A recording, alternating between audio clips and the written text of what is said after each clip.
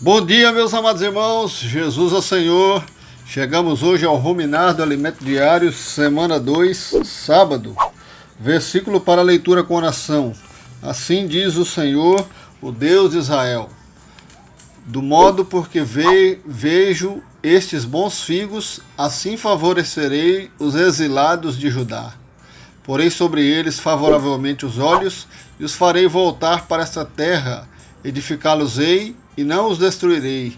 Plantá-los-ei, e não os arrancarei.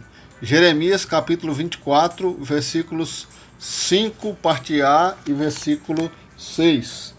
O tema que vamos desfrutar hoje é um resumo da história contemporânea de Israel. É importante e necessário que conheçamos a história de Israel.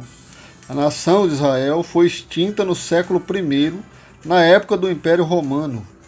Por volta do ano 70 depois de Cristo, o filho do imperador Vespasiano, o príncipe Tito, destruiu Jerusalém e o templo. E no século I, os judeus foram expulsos de Jerusalém e da sua terra, e a nação de Israel acabou. Naquele período, houve um longo inverno da nação, que durou quase 2000 anos. É o período que a história chama de diáspora, ou a dispersão do exílio, que os judeus chamam de galut.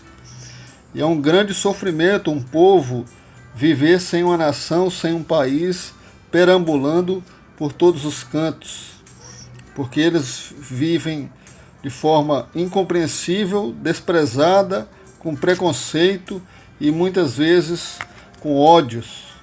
E o sentimento deles era de impotência por não ter uma nação para defendê-los. Eles estavam sujeitos à morte, a expulsões, privações de direito. E isso os obrigou a viver errantes de nação em nação. E ainda na história, ao período em que Hitler exterminou 6 milhões de judeus.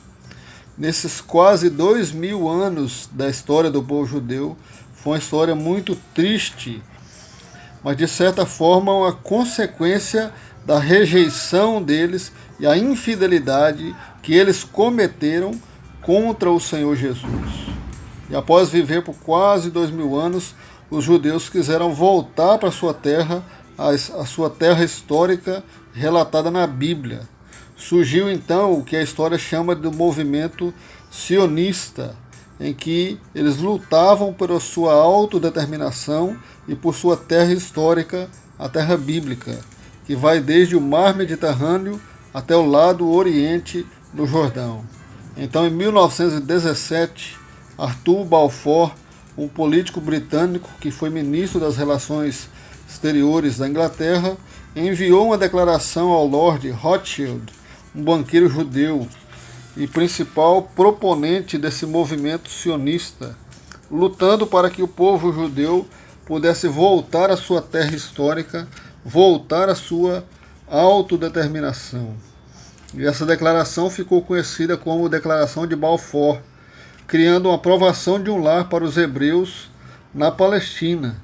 A Palestina foi o nome que foi dado pelo Império Romano no início do exílio do povo de Israel e passou a ser chamada depois de Síria-Palestina.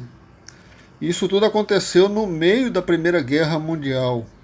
E quando terminou a guerra, o território para o qual Israel queria voltar estava sob domínio do Império Otomano. Mas no fim da Primeira Guerra, o Império Otomano se desfaleceu, se dissolveu, e a Liga das Nações, que mais tarde se tornou a ONU, Organização das Nações Unidas, designou a Inglaterra para cuidar daquele território, que seria hoje Israel, Jordânia, Cisjordânia e Gaza. A partir de então, em 1920, mais e mais judeus foram voltando para aquela terra. E a imigração chegou a quase 100 mil judeus, que mudaram a forma de vida na região, porque era majoritariamente ocupada por árabes. E os países muçulmanos vizinhos não queriam que os palestinos ficassem em segundo plano. Fizeram a reação, então, fazendo com que os britânicos parassem, interrompessem essa imigração, justamente no período em que Hitler perseguiu os judeus. E aí eles não tiveram mais como voltar para a própria terra. A figueira voltou então a florescer com a criação do Estado de Israel, com base em uma resolução votada pela ONU em 29 de novembro de 1947, em que aprovou-se a divisão da Palestina em 2 estados, um estado judeu e um estado árabe. Na época ali viviam 1 milhão de árabes, 1,3 milhões de árabes e 600 mil judeus.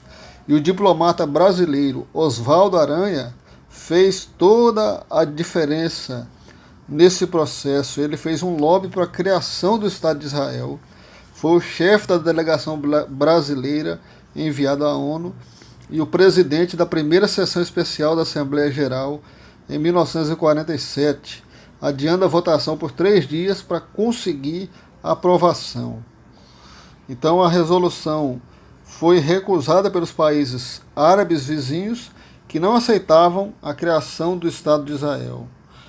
A discussão continuou, durou cerca de 1 ano, e com base na resolução aprovada pela ONU no ano anterior, em 1947, com a ajuda de Oswaldo Aranha, Israel finalmente declarou sua independência e o Estado de Israel foi criado em 1948. No entanto, a resposta árabe foi imediata.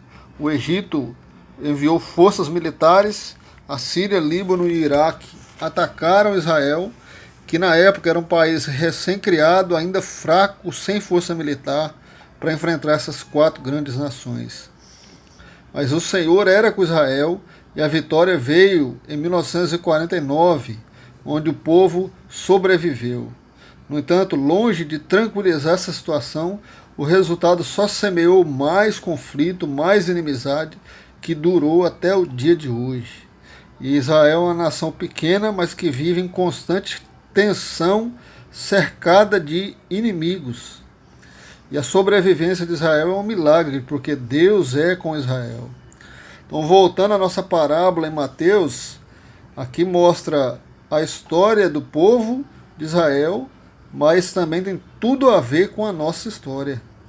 Porque nós que cremos no Senhor Jesus, somos filhos da promessa, estamos debaixo da promessa de Deus. No entanto, aqueles que abandonaram o Senhor Jesus, não buscarem o Senhor, não buscar a vontade de Deus, passarão por muitos sofrimentos. Mas Deus irá poupar, porque há figos bons, ou seja, um remanescente que será salvo por Deus. Tudo isso mostra que, na verdade, a volta do Senhor, o tempo da volta do Senhor está muito próximo.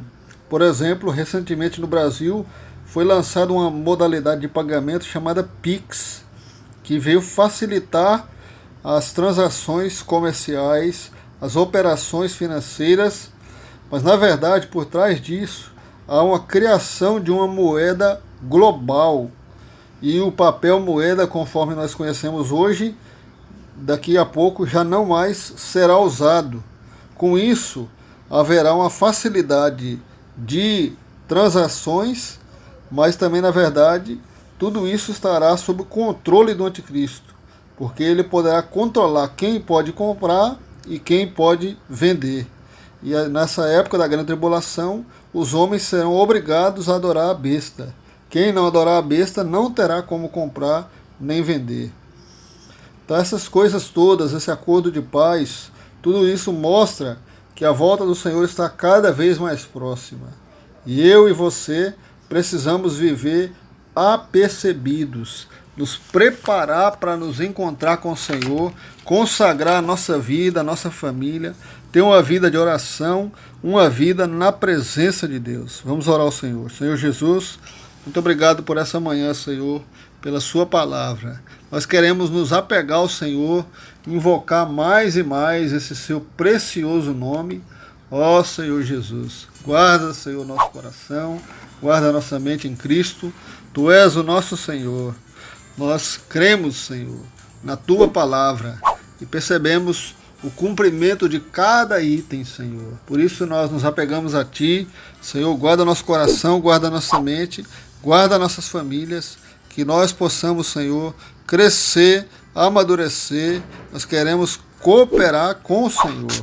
Louvado seja o nome do Senhor e que Deus abençoe o nosso sábado, em nome de Jesus.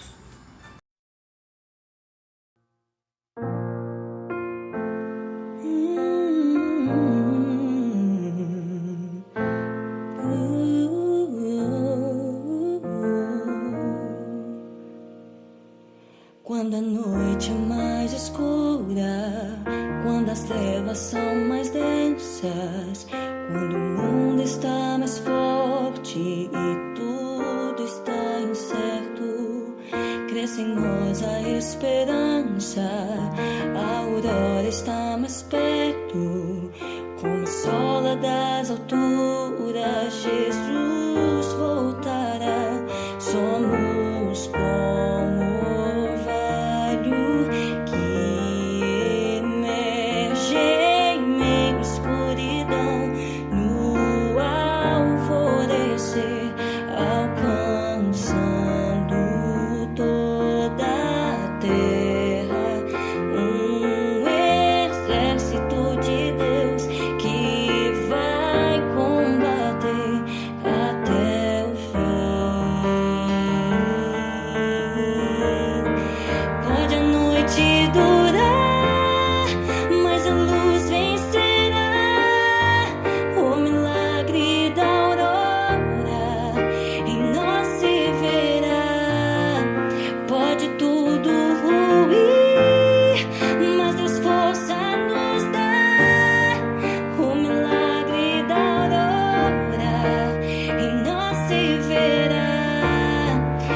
venceremos o mal, reinaremos com Deus.